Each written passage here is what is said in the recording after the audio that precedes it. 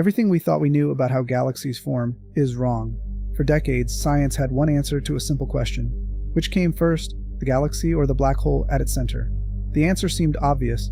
The galaxy forms first. Stars are born. The galaxy grows massive. And eventually, at its heart, a supermassive black hole emerges. That is the model. That is what every textbook says. Last week, James Webb proved it backwards.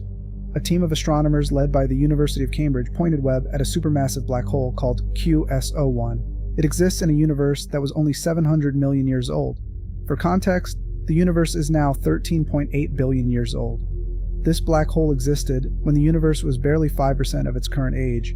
What they found changes everything. QS01 is surrounded by gas with almost no chemical enrichment. That means almost no stars had formed yet, almost no galaxy existed around it. The black hole was already there, massive, growing rapidly, before the galaxy had even begun. The black hole came first.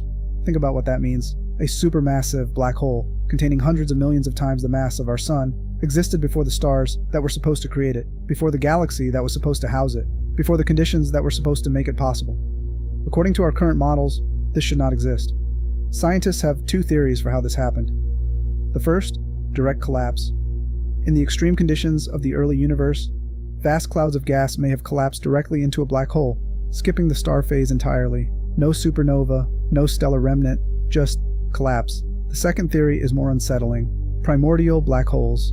Dense concentrations of matter formed in the first fraction of a second after the Big Bang. Before stars, before galaxies, before any structure we recognize, proposed first by Stephen Hawking in the 1970s and never confirmed, until possibly now. If QS01 is a primordial black hole, it means the universe was seeded with black holes before it even began forming the structures we see today. The Milky Way, the Andromeda Galaxy, every galaxy we have ever mapped may have formed not around stars, but around black holes that were already there, waiting. The galaxy didn't create the black hole. The black hole created the galaxy. And Sagittarius A, the supermassive black hole at the center of our own Milky Way, has been sitting there, silent and dormant for as long as our galaxy has existed.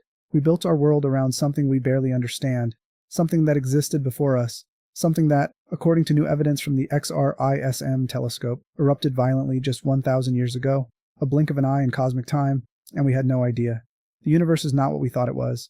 It is older, darker, more structured around absence than presence, and James Webb is just getting started. Dark signal. Back tomorrow.